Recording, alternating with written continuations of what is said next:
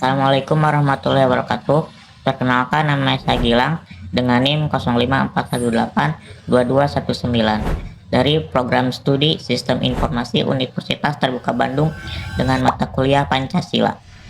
Pada video kali ini saya akan membahas tentang pelajaran sejarah tentang Pancasila bagi generasi muda.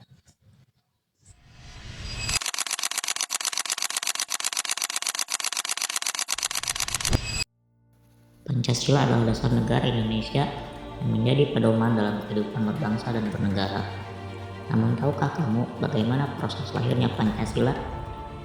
Perjalanan terbentuk Pancasila tidaklah singkat. Melalui berbagai perdebatan, pemikiran, dan semangat persatuan para pendiri bangsa, hasil merumuskan dasar negara yang kita gunakan hingga saat ini. Lalu apa saja pelajaran penting yang bisa kita ambil sebagai generasi muda?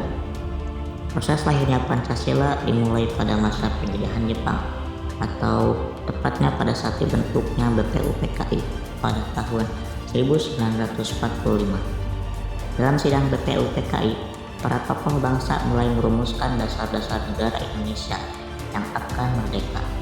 Beberapa tokoh penting seperti Soekarno, Muhammad Yamin, dan Supomo menyampaikan gagasan mereka mengenai dasar negara. Muhammad Yamin mengusulkan 5 asas dasar negara secara lisan dan tertulis. Supomo menekankan konsep negara integralistik yang mengutamakan persatuan. Kemudian pada tanggal 1 Juni tahun 1945, Soekarno menyampaikan pidato yang sangat penting. Dalam pidato tersebut, ia mengusulkan 5 dasar negara yang ia sebut sebagai Pancasila. Istilah ini berasal dari bahasa Sanskerta, yaitu panca yang berarti 5 dan sila yang berarti prinsip atau dasar.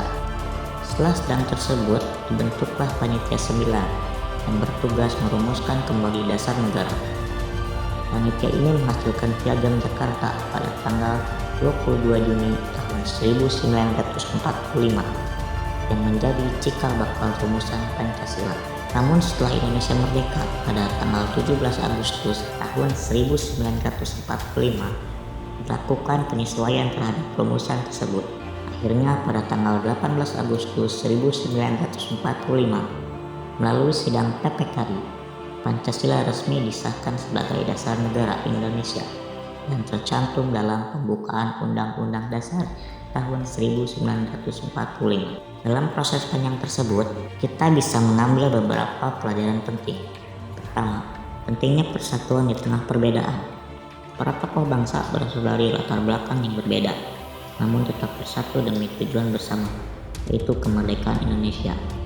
Kedua, pentingnya musyawarah dalam mengambil keputusan. Setiap perbedaan pendapat diselesaikan melalui diskusi dan pertimbangan bersama, bukan dengan konflik. Ketiga, sikap toleransi dan saling menghargai. Para pendiri bangsa rela mengutamakan kepentingan bangsa di atas kepentingan pribadi atau golongan. Nilai-nilai inilah yang menjadi fondasi kuat bagi berdirinya negara Indonesia. Nilai-nilai tersebut masih sangat relevan bagi generasi muda saat ini. Di era digital, kita sering menghadapi berbagai perbedaan pendapat, terutama di media sosial. Tidak jarang perbedaan tersebut menimbulkan konflik atau perpecahan.